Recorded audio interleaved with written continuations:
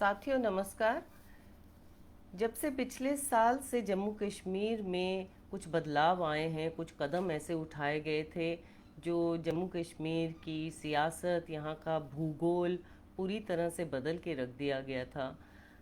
धारा 370 को हटाया गया, यहाँ की स्टेट को रीऑर्गेनाइज किया गया। एक वाहिद राज्य है पूरे देश भर में जहाँ पे एक राज्य को यूनियन टेरिटरी, एक यूनियन टेरिटरी नहीं, दो यूनियन टेरिटरीज में तब्दील किया गया।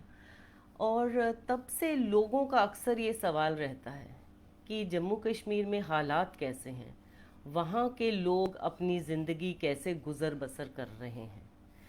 तो सबसे पहले मैं तो ये कहूँगी, कोई हम विचारधारा बनाएं, कोई इसके बारे में कोई इंट्रोस्पेक्शन करें, उससे पहले एक सवाल मन में आता है। अंग्रेज़ी में हम कहते हैं, एक डिबेट जो एक चली आ रही है सदियों से, कि do ends justify the means, कि क्या जो मंजिल है अगर वो सही है तो क्या जो रास्ते हैं वो न्यायिक होने चाहिए या कुछ भी होने चाहिए। तो ये सवाल तो जो आज भी सही बैठता है, और कश्मीर में मंजिल सही थी कि नहीं उस पर हम बाद में आएंगे, लेकिन जिस तरह से कदम उठाए गए, क्या वो सही थे, क्या वो न्यायिक थे। हिंदुस्तान एक प्रजातंत्र है, और प्रजातंत्र का मतलब है ना सिर्फ इलेक्शन में पार्टिसिपेट करना, इलेक्शन में शामिल होना, वोट देना। प्रजातंत्र का मतलब है कि प्रजा हर मुद्दे पे किसी न किसी तरीके से अपनी अपनी राय देती रहे, अपने शामिल होते रहें। और जब जम्मू कश्मीर का फ़ैसला लिया गया, इतना बड़ा, इतना ऐतिहासिक फ़ैसला लिया गया, तो जम्मू कश्मीर के लोगों की उसमें राय शामिल नहीं थी, उनसे पूछा भी नहीं गया था। कुछ दिन पहले से ही कुछ शक लोगों को होना शुरू हो गया था, क्योंकि इस किस्म के सिचुएशन बन गई थी। जो बहुत सारी फ़ौज जो पहले ही जम्मू कश्मीर में, ख़ास तौर पे कश्मीर में बहुत ज़्यादा तैनात है, तो और पैरामिलिट्री फोर्सेस को भेजा गया। वहाँ कश्मीर में जो टूरिस्ट थे, जो अमरनाथ यात्रीज थे, वो यात्रा स्थगित करके, हालांकि अपने अंतिम चरण पे पहुंच गई थी, तो वो स्थगित करके उन यात्रियों को भी बाहर वापस अपने घरों में भेजा गया। और ऑफिशियल जो सर्कल्स थे सरकारी इदारों में, ये एक खबर फैल गई, और इस किस्म के ऑर्डर्स आ रहे थे कि 2-3 महीने का सामान जो है, ज़रूरी सामान, उसको स्टॉक करके रख लें। तो इन सब से एक काफ़ी शक हो रहा था कि जम्मू कश्मीर में आखिर हो क्या रहा है। सवाल बहुत सारे उठ रहे थे, और कई राजनीतिक दलों ने इस सवाल को उठाया और कहा, कहीं आप हमारे स्पेशल स्टेटस के साथ छेड़खानी तो नहीं कर रहे। तो जितने राज्य के बड़े बड़े अफसरान थे, उस टाइम पे गवर्नर ने भी बोला, नहीं ऐसा कुछ नहीं है, आर्टिकल 370 और आर्टिकल 35A के साथ कुछ नहीं होने वाला है। और बाद में हमें पता चला, कुछ महीनों पहले, जब नेशनल कॉन्फ्रेंस का एक दल जो प्राइम मिनिस्टर से मिलने गए थे दिल्ली 1-2 दिन पहले, उनको भी इसके बारे में नहीं बताया गया था। तो ना सिर्फ लोगों को बताया नहीं गया, उनसे छुपाया गया। 5 अगस्त को जब हम उठते हैं, और ये अंदाज़ा था कि कश्मीर में कुछ होने वाला है, और मैं तो जम्मू में रहती हूँ, लेकिन जम्मू में भी जब हम उठे तो सुबह देखते हैं कि सेक्शन 144 लगा है, जो रात को ही लग गया था, आधी रात को। कई लोगों को, जो राजनीतिक लोग हैं जम्मू में भी, उनके पर पाबंदियां लगा दी थी, उनको हाउस अरेस्ट में रखा गया था। और इंटरनेट जो है वो सिर्फ ब्रॉडबैंड इंटरनेट चल रहा था, और मोबाइल इंटरनेट नहीं चल रहा था। ये जम्मू की बात कर रही हूँ। और फ़ोन जो, जहाँ तक कश्मीर का सवाल है, वहाँ पे तो ना मोबाइल फ़ोन चल रहा था, ना लैंडलाइन फ़ोन भी नहीं चल रहा था, और पूरी तरह से इंटरनेट ठप था। और ये एक बहुत अनयूजुअल सी चीज़ थी कि आप सोशल मीडिया खोलें, आप कुछ भी खोलें तो कश्मीर जैसे बिल्कुल एकदम गायब हो गया था सीन से। और कश्मीर ही नहीं था, जम्मू के जो पहाड़ी इलाके हैं, रजौरी है, पुंछ है, डोडा, भदरवा के इलाके हैं, यहाँ पर भी ना इंटरनेट था, ना मोबाइल फ़ोन चल रहे थे, और एकदम से खामोशी थी, और बड़ी अजीब सी खामोशी थी। कश्मीर में हमेशा एक पिछले 30 साल से मैं यहाँ काम कर रही हूँ, और पिछले 30 साल से लगभग यहाँ एक कॉन्फ्लिक्ट, जो आर्म्ड कॉन्फ्लिक्ट है, वो रहा है। और कभी भी खबरों से खाली नहीं रहा कश्मीर। तो ये एक बड़ी अजीब सी चीज़ थी, अनहोनी सी चीज़ थी, कि कोई खबर कश्मीर से नहीं थी और एकदम से खामोशी थी। तो जब कुछ घंटों में हमें पता चला कि ये जो ऐतिहासिक फैसला जब लिया गया, माफ़ कीजिए,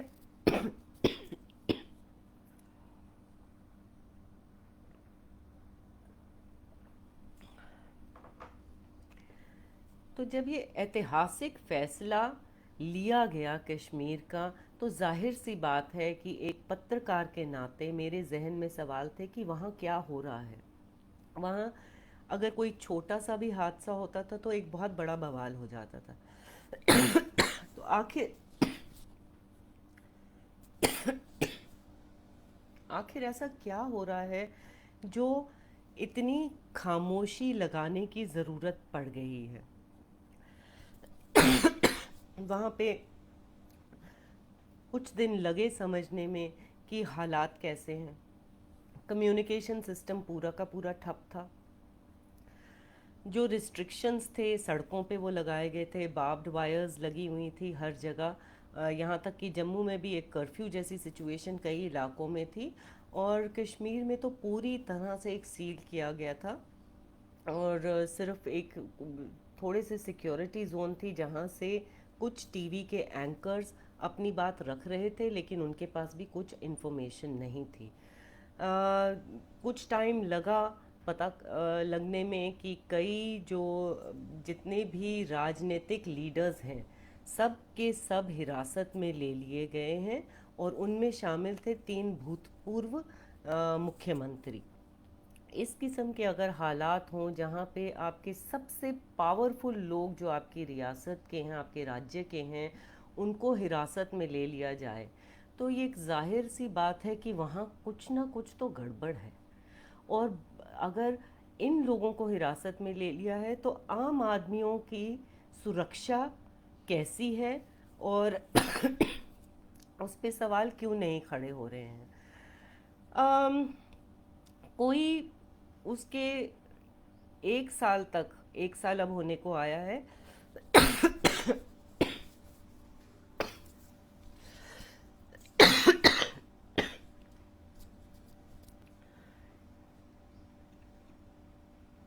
1 साल होने को आया है, आज तक वहाँ पर एक डेमोक्रेटिक स्पेस जो है डाइसेंट करने की या अपनी बात रखने की आज तक नहीं है। लोगों को इजाज़त नहीं है कि वो सरकार के खिलाफ बोल सकें, और अगर सरकार की तारीफ़ कर सकते हैं तो ठीक है, अगर खामोश रह सकते हैं तो और भी ठीक है, और वरना वो चुप ही रहें। इंफॉर्मेशन जो है वो बिल्कुल नहीं मिल रही थी, और जो इंफॉर्मेशन मिलती रही है पिछले 1 साल में ज़्यादातर लोगों को, वो इंफॉर्मेशन है जो आपको नेशनल मीडिया दिखाता है, ज़्यादातर टेलीविज़न के ज़रिए, और जो कि एक बहुत ही वन साइडेड एक पिक्चर दिखाई जाती है, जहाँ पे कहा जाता है लोग खुश हैं, और ये दिल्ली में बैठे हुए टेलीविज़न एंकर्स आपको बताते हैं कि कश्मीर के लोग खुश हैं। अगर वो खुश हैं तो कश्मीर के लोगों से ही क्यों नहीं पूछा जा रहा कि वो खुश हैं कि नहीं हैं। तो अगर कुछ अटपटा तो ज़रूर है अगर सिर्फ एंकर आपको बताएंगे और कश्मीर के लोग नहीं दिखाएंगे, उनसे बातचीत नहीं करवाएंगे, उनसे पूछेंगे नहीं कि आप किस मुश्किल समय से या अच्छे समय से गुज़र रहे हैं, उनसे सवाल करने चाहिए थे। ये एक सिर्फ जो सियासी जो ऑर्गेनाइजेशंस हैं, सियासी दलों के लोगों को ही नहीं हिरासत में लिया था, आम आदमियों को भी हिरासत में लिया था। जो भी कई बिजनेस मैन उसमें शामिल थे, कई लॉयर्स शामिल थे, कई इंटेलेक्चुअल्स बुद्धिजीवी लोग शामिल थे, और कई बहुत सारे आम लोग, छोटे छोटे, यहाँ तक कि छोटे छोटे बच्चे, कई 9 साल के, उनको भी हिरासत में कुछ दिनों के लिए लिया गया, उसके बाद छोड़ दिया गया। और उसका जो साइकोलॉजिकल इम्पैक्ट होता है, इसका आप खुद ही अंदाज़ा लगा सकते हैं। इसके साथ साथ एक साल में हम देखते हैं कि हेल्थ, हर जो पहलू है ज़िंदगी का, उसमें असर पड़ा, और एक बुरा असर पड़ा। जो आर्थिक व्यवस्था है जम्मू कश्मीर की, वो काफ़ी बिगड़ चुकी है, क्योंकि लॉकडाउन की वजह से वहाँ पे कोई बिजनेस नहीं सही तरीके से चल पाया। बहुत सारे लोग जो हैं बेरोज़गार हो गए। शिक्षा को लेकर स्कूल कॉलेज काफ़ी देर तक बंद रहे, और आज भी बंद हैं, क्योंकि एक लॉकडाउन से हम निकले तो दूसरे लॉकडाउन में चले गए। पूरे देश भर में, बल्कि पूरी दुनिया में आप देखते हैं 4-5 महीनों से जो कोविड की वजह से एक परेशानी बनी हुई है, कि लॉकडाउन की वजह से कितनी मुश्किलों का सामना करना पड़ रहा है।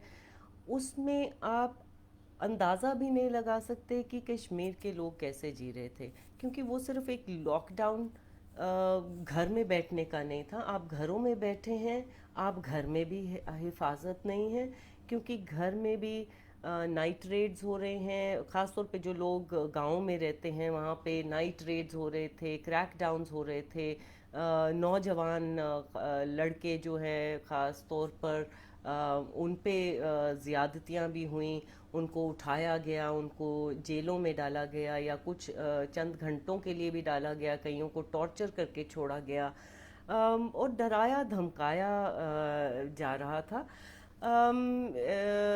शिक्षा के क्षेत्र में मैंने आपको बताया, आर्थिक व्यवस्था के बारे में भी बताया, और हेल्थ सेक्टर भी जो है वो, उस पे भी इम्पैक्ट पड़ा था। और आज भी अगर आप देख लें, कोविड की वजह से एक बोला जाता है, work from home culture encourage करा जाता है, लेकिन आज की डेट में भी कम्युनिकेशन सिस्टम यहाँ पूरी तरह से रिस्टोर नहीं हुआ है। इंटरनेट जो है पूरी तरह से रिस्टोर नहीं हुआ है।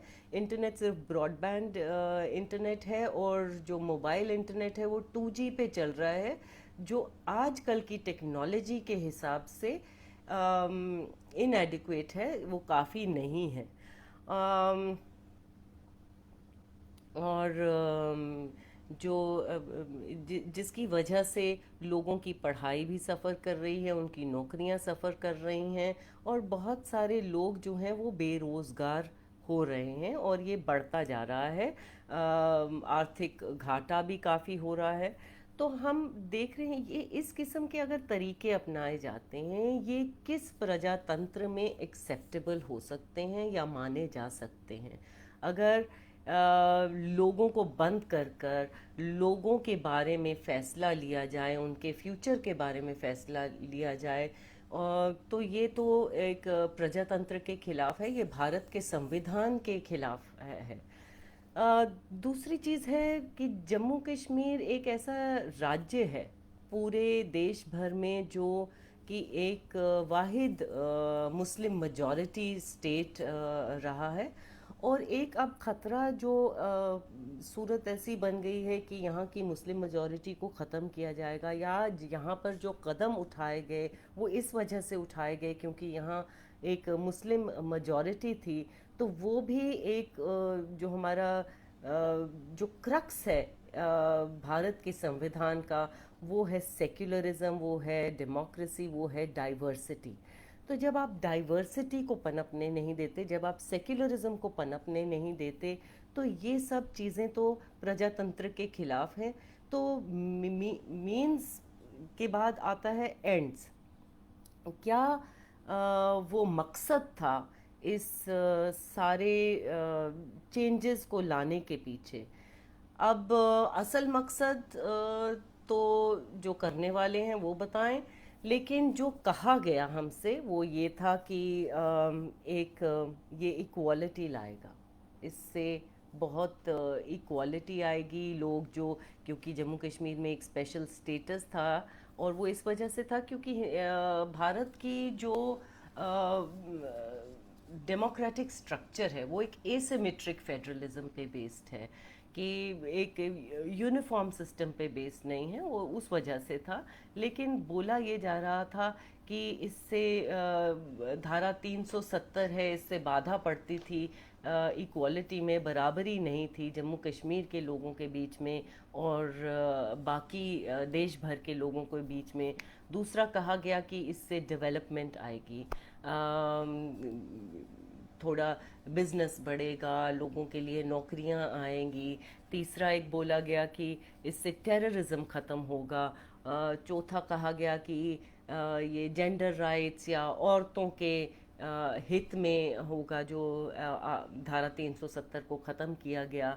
ये दलित समाज के लिए बेहतरीन होगा, और इससे पूरी तरह से जम्मू कश्मीर जो है वो इंटीग्रेट हो जाएगा पूरे देश भर के साथ। तो एक एक करके मैं कुछ जो चीज़ें हमको बताएगी कि ये इसलिए किया गया और इस वजह से किया गया और इससे क्या बेहतर होने वाला है। तो पहली बात आती है इक्वालिटी की, बराबरी की। अगर बराबरी की बात करें तो जो बराबरी होती है, इक्वल लॉज की बात करते हैं। इक्वल लॉज के साथ साथ जो राइट्स हैं उनकी भी बात होती है। तो अगर जम्मू कश्मीर के लोगों का, हम एक साल से देख रहे हैं यहाँ सिविल लिबर्टीज़ एग्जिस्ट नहीं कर रही हैं। अगर लोगों के पास हक नहीं है फ्री स्पीच का, राइट टू फ्री इंफॉर्मेशन का, क्योंकि यहाँ पे मीडिया पे एक पूरा का पूरा एक अजीब और नए किस्म का सेंसरशिप लगा दिया गया है। जो सेंसरशिप एक्सरसाइज हुआ है थ्रू ये आपके कम्युनिकेशन सिस्टम बंद करने से। आज के डेट में एक हम टेक्नोलॉजी के ज़माने में रह रहे हैं, जब मीडिया जो है, पत्रकारिता जो है, वो बिना इन सुविधाओं के नहीं अपने आप को कंडक्ट कर सकती। उनकी ये आम और बहुत अहम ज़रूरियात है। फ़ोन है, इंटरनेट है, मोबाइल फ़ोन है, ये बहुत ज़रूरी चीज़ें हैं। तो सबसे पहले तो ये ख़त्म कर दिया, ताकि कोई इन्फॉर्मेशन जो है वो पब्लिक डोमेन में नहीं रहे। जो पत्रकार हैं वो अपनी खबरें बाहर ना भेज सकें, फ़ोन के ज़रिए किसी को कम्युनिकेट ना कर सकें।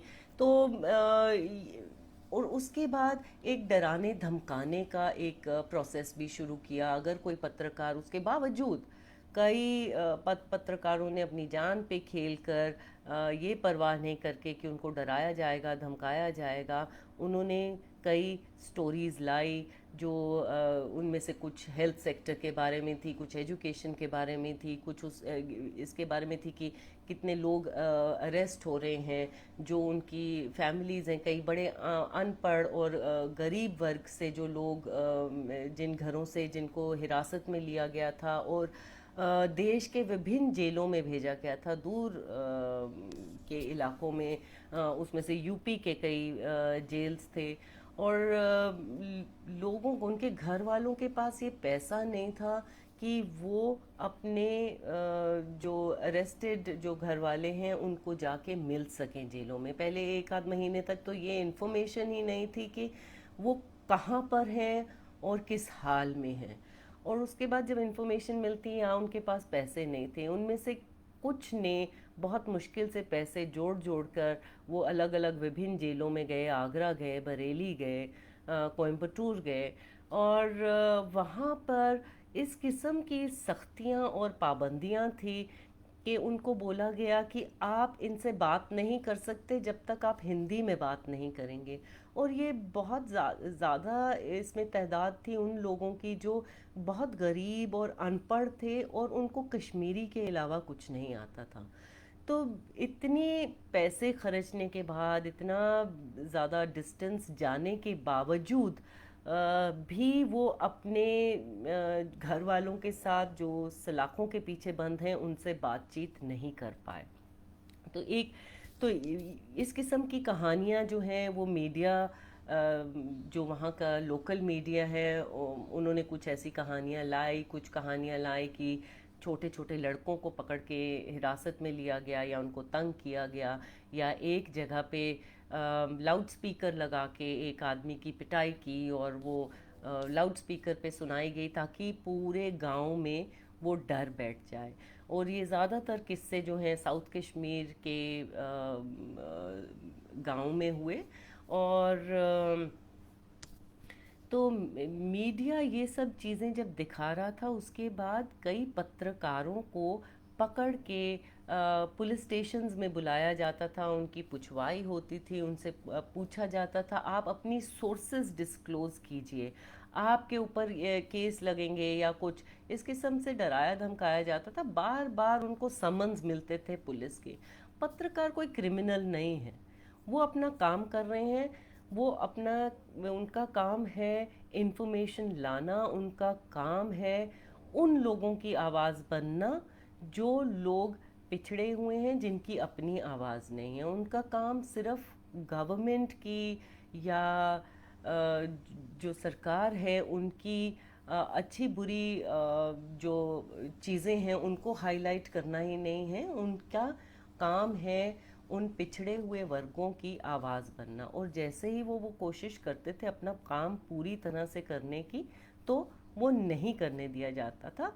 और इससे जाहिर है कि एक फ्रीडम ऑफ एक्सप्रेशन एग्जिस्ट नहीं कर रहा था और ना करता है आज की डेट में। उसके बाद 3 क्रिमिनल केसेस भी लॉन्च हुए हैं 3 पत्रकारों पे।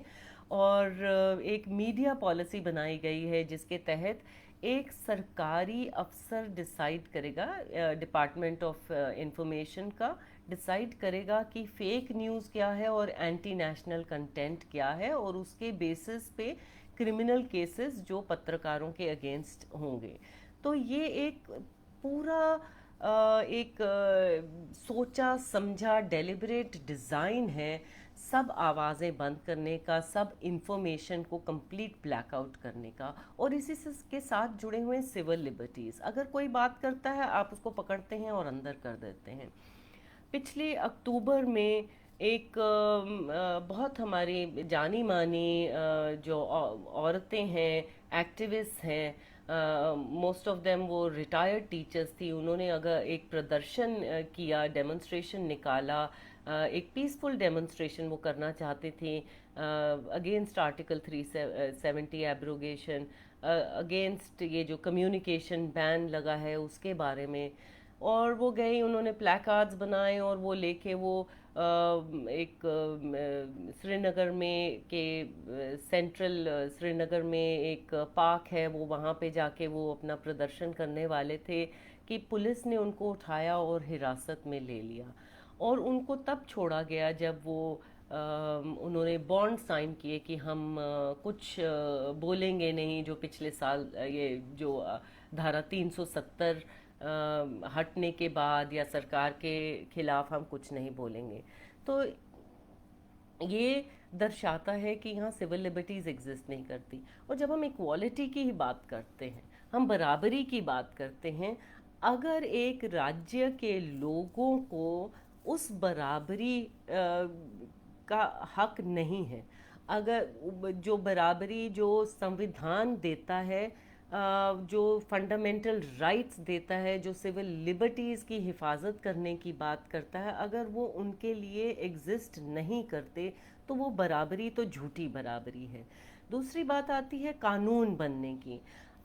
पिछले 1 साल में कई नए कानून बने, क्योंकि जम्मू कश्मीर का जो संविधान अलग से था उसमें सुप्रीम कोर्ट की दखल अंदाजी लिमिटेड रहती थी और यहाँ पे अपने कानून बनते थे।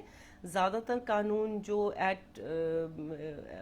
जो बाकी देश भर में कानून बनते थे उनको एट पार लाने के लिए यहाँ के भी कई नए नए कानून बने, जैसे डोमेस्टिक वायलेंस का कानून, राइट टू इंफॉर्मेशन का कानून, इस किस्म के कानून पहले एग्जिस्ट करते थे। लेकिन अब कुछ कानून जो हैं जम्मू कश्मीर के वो हटा दिए, और सिलेक्टिव बेसिस पे कुछ कानूनों को हटाया जा रहा है, कुछ में तब्दीली लाई जा रही है, और जो राज्य नेशनल लेवल लॉज हैं उनको एक्सटेंड किया जा रहा है। लेकिन में इसमें एक सिलेक्टिव नेचर है।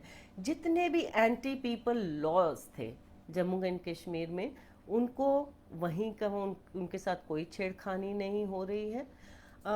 लेकिन बाकी जितने कानून थे जो जम्मू कश्मीर के लोगों को प्रोटेक्ट करते थे, जैसे उनके जो अलग से राइट था, एक्सक्लूसिव राइट था यहाँ की ज़मीन पे, यहाँ की नौकरियों पे, यहाँ पे एडमिशन्स जो प्रोफेशनल कॉलेजेस में होते हैं, वो सब चले गए हैं अब। एक नई एक कानून बन गया है डोमिसाइल लॉ जो नौकरियों को लेके, जिसमें एक बहुत रिलैक्स्ड रूल रखा है और बहुत सारी कैटेगरीज उसमें शामिल हो जाती हैं, और कई लाखों लोग एकदम से उसका फ़ायदा ले सकते हैं। वो प्रोसेस शुरू भी हो गया है, डोमिसाइल सर्टिफिकेट्स बन रहे हैं। और एक लेटेस्ट रिपोर्ट के मुताबिक जो उसमें 14,000 नए जो लोग हैं जो परमानेंट रेजिडेंट्स नहीं थे, यहाँ के स्टेट सब्जेक्ट नहीं थे, उन्होंने अब एक डोमिसाइल सर्टिफिकेट्स बनवा लिए हैं।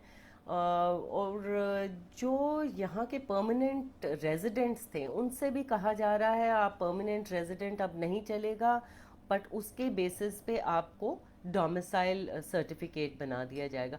तो वो सारा एक प्रूफ भी ख़त्म कर रहे हैं यहाँ के लोग ओरिजिनल कौन थे। वो एक डॉक्यूमेंट अब काउंट ही नहीं होगा। और उससे फ़र्क ये पड़ रहा है ग्राउंड पे कि यहाँ पे पहले ही बेरोज़गारी बहुत ज़्यादा थी, और यहाँ अपॉर्चुनिटीज़ नौकरियों की बहुत कम थी। तो यहाँ के जो युवा हैं उनके लिए वो अपॉर्चुनिटीज़ और भी कम होती नज़र आ रही हैं। उनको लगता है बाहर से कई लोग जो बेहतर पढ़ के आए हैं, ज़्यादा क्वालिफाइड हैं, टेक्निकली क्वालिफाइड हैं, ये नौकरियाँ उनको मिलेंगी और हमको नहीं मिलेंगी।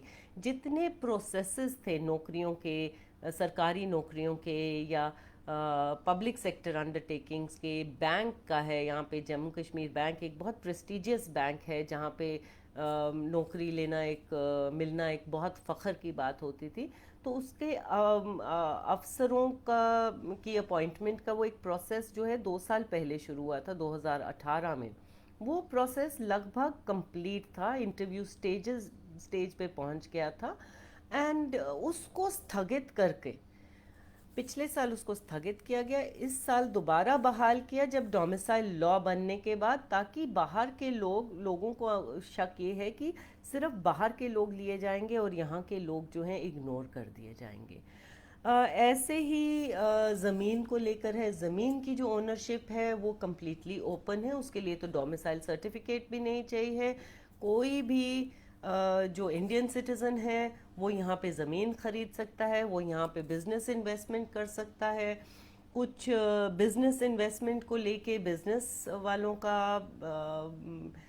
ये उनका शक है कि हम मार्जिनलाइज हो जाएंगे और बाहर के लोग आएंगे, और ये जो शक है कुछ बेबुनियाद नहीं है। क्योंकि हाल ही में हमने देखा कोई माइनिंग, जम्मू कश्मीर जो है बहुत रिच है अपने रिसोर्सेज में, यहाँ का पानी है, यहाँ फॉरेस्ट हैं, यहाँ मिनरल्स हैं, यहाँ पे सफ़ायर माइंस हैं, तो इस हिसाब से काफ़ी अमीर है। और जो अभी हाल ही में कॉन्ट्रैक्ट्स की टेंडरिंग हुई और वो फाइनलाइज हुआ प्रोसेस, उसकी बिडिंग हुई, जो 2-3 कॉन्ट्रैक्ट्स तो जो नज़र में आए वो थे स्टोन क्वायरिंग के और सैंड माइनिंग के जो कॉन्ट्रैक्ट्स थे। तो यहाँ के जो पुराने जिन कॉन्ट्रैक्टर्स को मिलता था उनमें से किसी को नहीं मिला, बहुत कम जो पुराने कॉन्ट्रैक्टर्स थे उनको मिल पाया, बाकी सारे नए बाहर से, पंजाब से, महाराष्ट्र से और जगह से थे। और वो इसलिए वो कॉन्ट्रैक्ट्स उनको मिले क्योंकि उन्होंने जो कीमत बताई वो 5 गुना, कई केसेस में 9 गुना ज़्यादा थी, और उनके पास बेहतर मशीनरी थी, और जो यहाँ के लोग थे वो उसके साथ compete नहीं कर पाए। लेकिन ये क्या इसमें सिर्फ नुकसान उन पूंजीपतियों का है जो कि इस ये सैंड माइनिंग के साथ या स्टोन क्वायरिंग के साथ जुड़े हुए थे? शायद सब लोगों का है, क्योंकि जिस पूंजीपति ने अपनी जो कॉन्ट्रैक्ट की कीमत जो 2 करोड़ होती थी उसको 17 करोड़ तक लेकर गए हैं, वो अपनी कीमत भी तो वसूल करेंगे। और उसी से जो प्राइस राइज हुआ है बेसिक रिसोर्सेज का, जो कंस्ट्रक्शन में काम आते हैं ज़्यादातर, तो वो कीमतें काफ़ी ऊपर चली गई हैं और लोगों के लिए मुश्किल हो रहा है।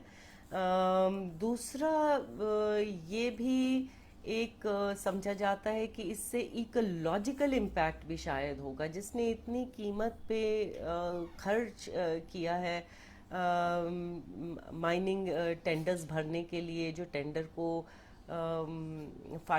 फाइनलाइज करने के बिडिंग की है, तो उससे शायद इसका वो इकोलॉजिकल इम्पैक्ट भी होगा। वो ज़्यादा से ज़्यादा एक्सट्रैक्शन करेंगे, ज़्यादा से ज़्यादा नेचुरल रिसोर्सेज को एक्सप्लॉइट करेंगे, जो कि पहले थोड़ा प्रोटेक्टेड रहता था, एक अपने ट्रेडिशनल सिस्टम से चलता था। तीसरी चीज़ इन्हीं चीज़ों से जुड़ी है एम्प्लॉयमेंट की।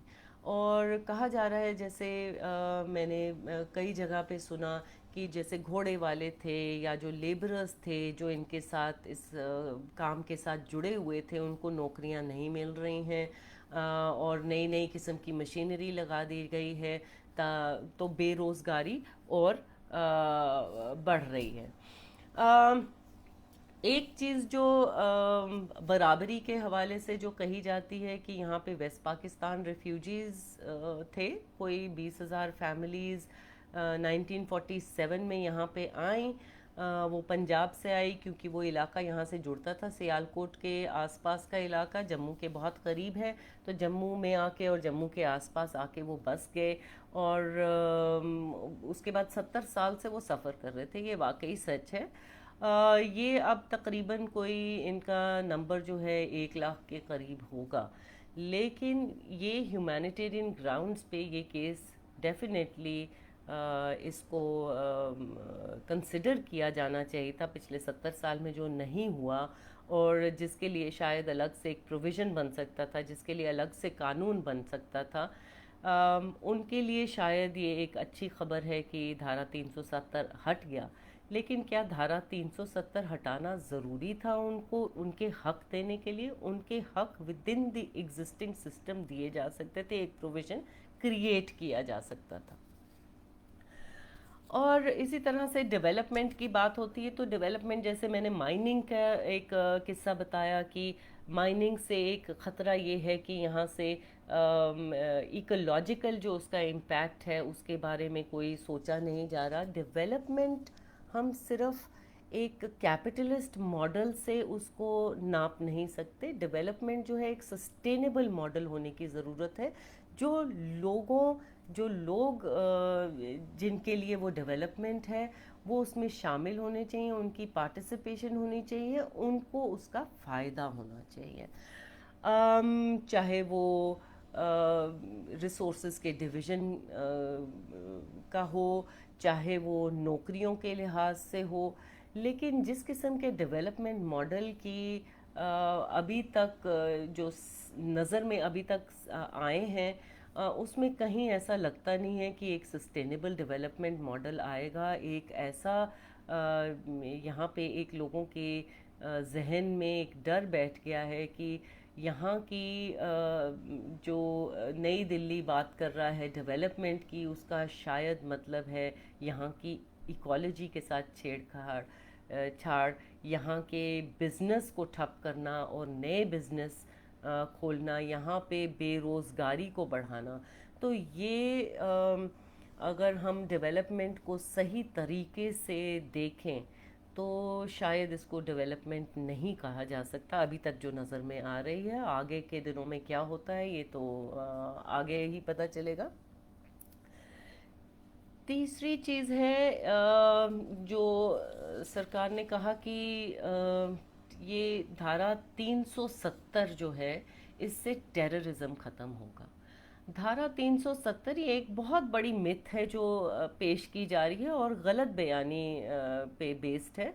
जो धारा 370 और टेररिज्म का कोई लेन देन नहीं है। धारा 370 पिछले 70 साल से है। टेररिज्म मिलिटेंसी जो है कश्मीर में वो पिछले 30 साल में है। तो पिछले उससे पहले 40 साल में नहीं थी। मिलिटेंसी के उतार चढ़ाव हमने पिछले 30 साल में देखे। 90 के दशक में बहुत ज़्यादा थे। 2000 के दशक में जब एक पीस प्रोसेस चल रहा था हिंदुस्तान और पाकिस्तान के बीच में, तो उस वक्त मिलिटेंसी में काफ़ी घटोती हुई। तकरीबन 10 साल वो कंटिन्यूसली एक डिक्लाइन पे आ रही थी। और उसके बाद एक फिर से मिलिटेंसी रिवाइव होनी शुरू हुई। लेकिन उस 10 साल के दौरान भी धारा 370 था, उससे पहले भी था और उससे 40 साल पहले भी था। और आज की डेट में अगर हम देखें कि टेररिज्म क्या वाकई ख़त्म हुआ है, क्या ये जो क्लेम किया जाता है ये इसकी बुनियाद सही है या नहीं है। कई अफसरों के बयान रिसेंटली आए क्योंकि ये सवाल पूछे जा रहे थे और उन्होंने कहा कि हमने 2020 में कोई जो जिसके 5-6 महीने 7 महीने हो गए हैं, अब नया साल शुरू हुए हुए, तो इसमें 150 मिलिटेंट मारे गए। एक जो भी आप एनालाइज करते हैं या जायज़ा लेते हैं कि मिलिटेंसी कम हुई या ज़्यादा हुई, ये सिर्फ कितने मिलिटेंट मारे गए उसके बेसिस पे नहीं हो सकता।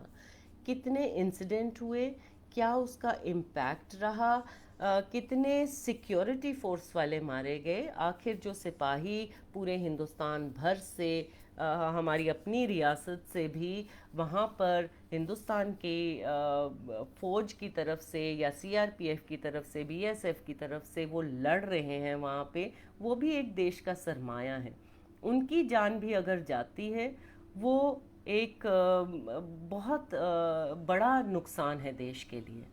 तो उनके बारे में कुछ नहीं बोला जा रहा। ये नहीं बताया जा रहा कि मिलिटेंसी जो पिछले 10 साल में जो बढ़ रही थी उसमें सिविलियन किलिंग्स बहुत कम हुई थी। उसमें ज़्यादातर जो अटैक्स होते थे वो सिक्योरिटी पिकेट्स पे होते थे, सिक्योरिटी कैंप्स पे होते थे, एक टारगेटेड अटैक्स होते थे। लेकिन अब सिविलियंस को मारा जा रहा है। आपने हाल ही में सुना होगा कई जो पंच और सरपंच हैं उन पे अटैक्स हुए। कई सरपंचों ने अपना रेजिग्नेशन दे दिया, इस्तीफ़ा दे दिया और वो एक इनसिक्योरिटी के माहौल में रह रहे हैं। पिछले साल जो सेब के साथ जुड़े हुए कुछ ट्रेडर्स थे, कुछ ट्रक वाले थे, गरीब लोग थे, इनकी भी हत्या हुई जो कि कहा जाता है कि मिलिटेंट्स ने मारा।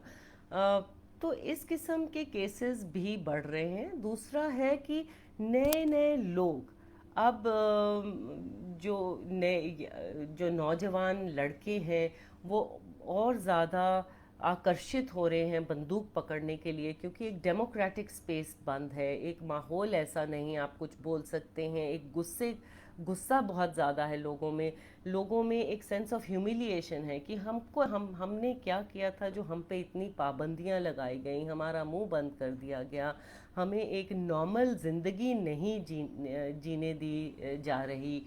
तो इससे एक नौजवान लोगों पे एक बहुत बुरा असर पड़ा है और उनमें से एक बहुत बड़ी तादाद ऐसी है जो बंदूक पकड़ने के लिए राज़ी है। हालांकि ना आज वादी में ना इतनी बंदूकें हैं, ना उतना पैसा है मिलिटेंट ऑर्गेनाइजेशंस के पास कि इतने ज़्यादा नई रिक्रूटमेंट्स कर सकें। लेकिन उसके बावजूद कम से कम एक 90 जो नए लड़के हैं उन्होंने बंदूक पकड़ी है। आज की डेट में भी 200 मिलिटेंट्स जो हैं वो ऑपरेट कर रहे हैं।